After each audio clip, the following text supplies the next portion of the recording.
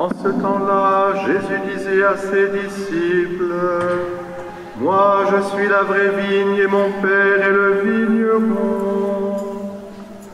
Tout sarment qui est en moi mais qui ne porte pas de fruits, mon Père l'enlève. Tout sarment qui porte du fruit, il le purifie en taillant, pour qu'il en porte davantage.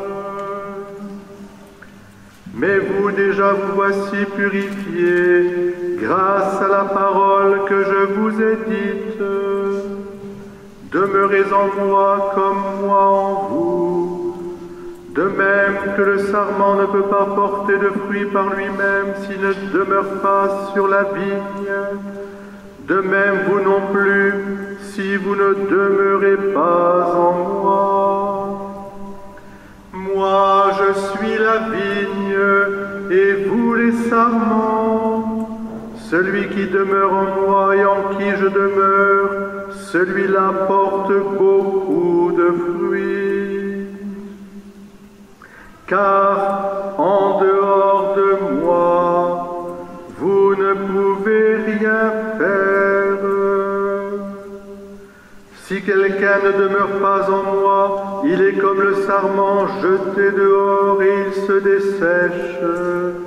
Les sarments secs, on les ramasse, on les jette au feu et ils brûlent. Si vous demeurez en moi et que mes paroles demeurent en vous, demandez tout ce que vous voulez et cela se réalisera pour vous. Ce qui fait la gloire de mon Père, c'est que vous portiez beaucoup de fruits et que vous soyez pour moi des disciples.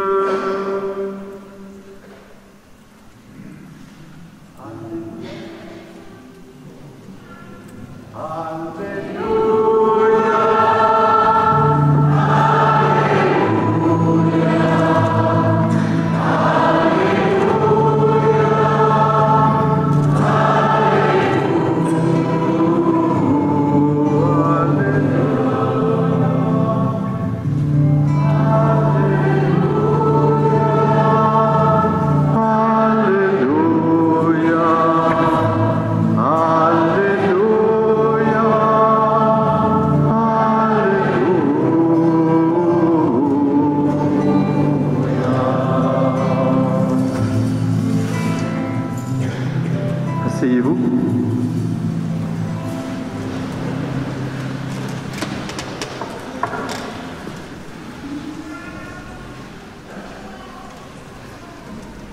Il a plu, et c'est une pluie bienfaisante.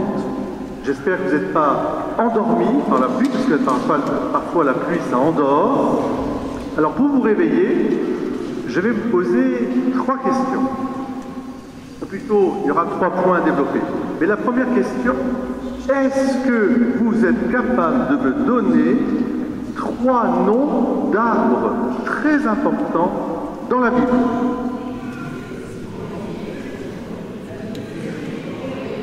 Alors j'ai entendu déjà le figuier. Très bien. L'olivier. Donc la bonne réponse. Et le troisième, c'est... Eh oui, c'est pas le sycomore, c'est la vigne. Le sycomore, c'est pour Zaché. Mais la vigne. Alors, est-ce que vous êtes capable de me dire maintenant le figuier? Où est-ce qu'on en parle?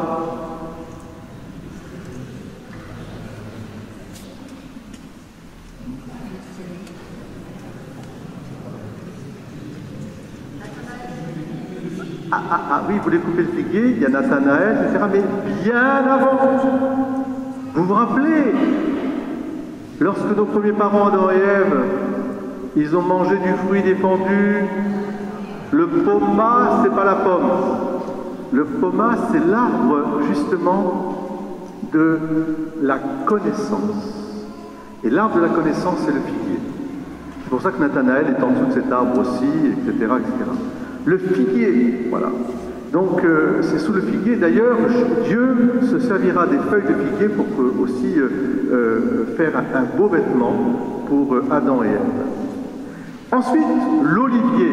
Quelle est la signification de l'olivier?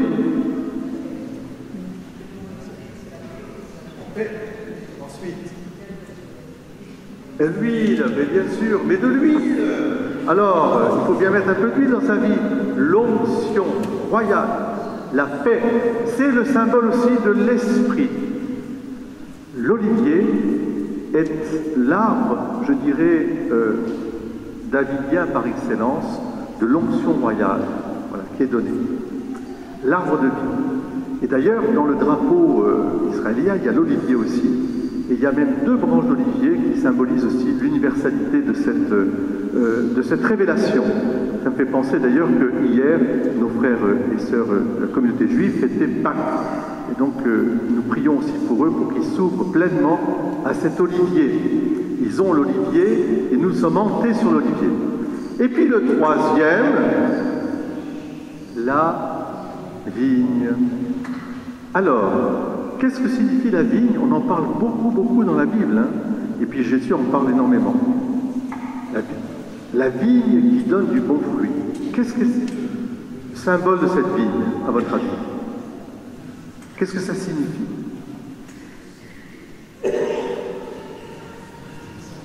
Alors, la vigne, est-ce que vous vous rappelez dans l'évangile qu'on vient de lire, qu'est-ce que dit Jésus? La vigne, c'est qui? C'est Jésus.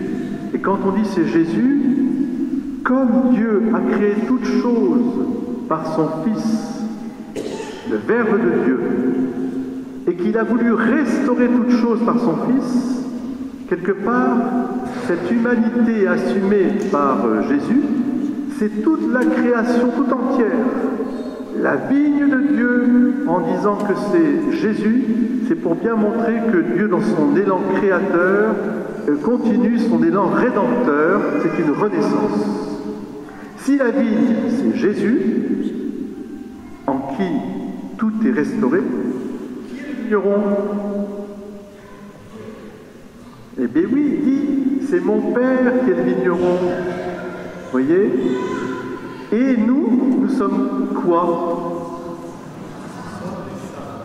Alors vous savez, les sarments, c'est très important évidemment. Il y a d'ailleurs dans la région, on peut dire que Jésus est né en Provence, hein, parce que le figuier, l'olivier et la vigne, alors là, on est béni de Dieu, hein, vraiment. Et les sarments, c'est très important. Vous êtes les sarments. Ah, qu'est-ce qu'on demande à un sarment? Eh bien, d'être bien fixé sur le pied de vigne pour pouvoir capter toute la richesse de ce pied de vigne et donner du bon fruit, du bon vin, de bons raisins et du bon vin. La vigne, elle est le symbole de la vie divine à profusion qui est donnée. Et donnée à travers les sacrements. Il y a parmi nous des parents avec leurs enfants qui vont bientôt être baptisés. Ils sont là, c'est magnifique. Et nous les saluons. Hein, et qu'ils soient bénis tous. Il y a une petite Nine, il y a un petit Léonard, il y a un petit Gaspard, il y a une petite Rosalie. Et puis d'autres, peut-être qui sont là. Tout ça, ils vont être baptisés. Nous allons communier. Et puis nous allons recevoir aussi plein de grâces. C'est la vie divine qui se répand. Et cette vie divine, elle est un cadeau de Dieu. C'est pour ça que le vigneron et la vigne, c'est Dieu. Dieu Père, le vigneron, Dieu Fils, Jésus, la vigne. Et le fruit de la vigne, n'ayons pas peur, c'est l'ivresse divine. Il nous faut être remplis de cette joie de la vie divine en nous, qui fait de nous, je dirais, des chantres. À quoi je vais voir que vous êtes vraiment des hantés sur la vigne de Dieu, c'est que vous serez dans la louange. Alléluia! Alléluia! Alléluia! Alléluia!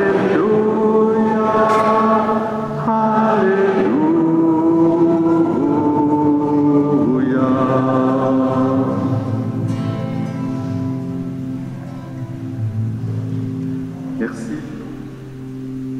La prière est l'expression l'expression de cette vie de Dieu qui est en nous. Et cette prière, elle vient de l'Esprit Saint qui répand cette vie divine partout, depuis la création et avec la rédemption de Christ lui-même, mort et ressuscité. Le Christ s'est non seulement identifié à la vigne, mais il s'est identifié aussi au vigneron qui, dans le pressoir, a pressé le raisin pour en faire du bon vin. Et ce vin réjouit le cœur de l'homme. Ce vin, c'est la grâce. Et alors, je terminerai un peu là-dessus pour que vous compreniez bien aussi l'importance de cet évangile. Nous sommes à la veille de la passion du Christ, nous sommes au chapitre 15e de Saint Jean, et Jésus s'adresse à ses disciples, à ses apôtres, avant de monter au jardin des Oliviers et monter sur la croix, la vigne aussi du Seigneur, comme le cep, le pied de vigne.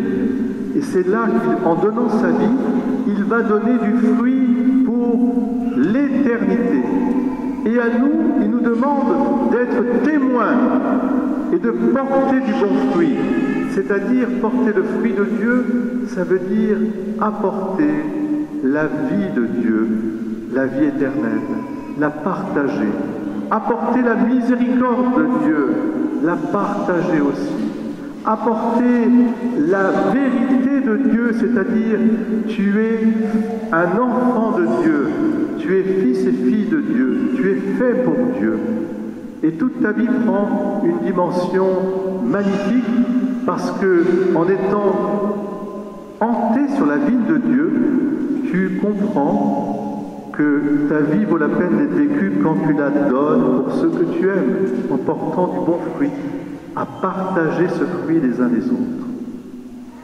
Et je termine, puisque nous sommes aujourd'hui en la fête de Saint Louis-Marie Grignon de Montfort, grand apôtre de Marie, qui a écrit un traité qui s'appelle « Traité de la vraie dévotion à Marie ».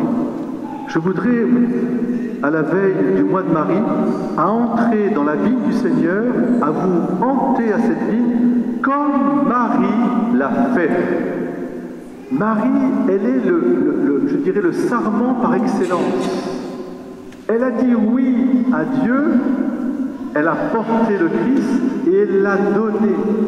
Et le fruit de la dévotion mariale, c'est la louange, l'intercession, la prière, l'attention aux plus petits, aux plus pauvres. Et vous retrouvez tout ça dans le Magnificat.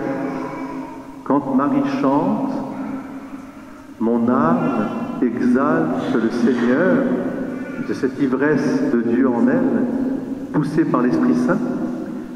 Mon esprit exulte en Dieu mon Sauveur, car il s'est penché sur son humble servante. Désormais, tous les âges me diront bienheureuse. Eh bien, à l'école de Marie, je vous invite à entrer dans ce Magnificat pour porter du bon fruit à toutes les générations, la vôtre, celle des grands-parents, celle des parents, celle des petits-enfants qui sont là. Soyez vraiment porteurs de ce fruit de la vie éternelle, de cette résurrection, et chantez au fond de votre cœur, à l'école de Marie, Magnificat, et elle chante aussi Alléluia. Alléluia.